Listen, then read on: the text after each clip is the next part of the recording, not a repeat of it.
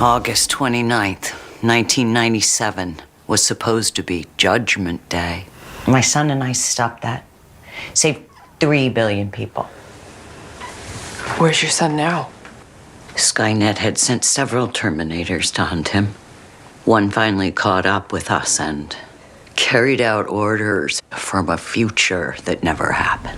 Pretty much everybody in the writer's room thought that the idea of John Connor had been explored quite thoroughly, which is an opportunity because for me, it was always about Sarah. You know, John was just a kid with some potential, but I was more interested in the mother fighting for her child than I was in what the potential of the child could be. But in order to make way for this new future, you kind of have to be done with John. So what's the most dramatic and powerful way you can do that? It led inevitably to us clearing the board in that first scene, and it's pretty traumatic, and I think it really slaps the audience in the face and says, wake up, there's something new about to happen.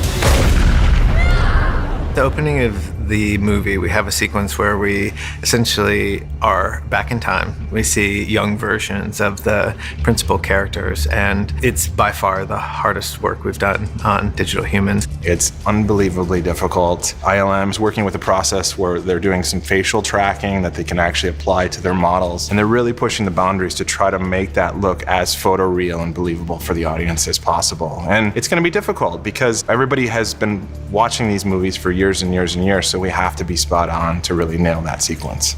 We started off the process building our digital models and really just referencing the ages from Terminator 2.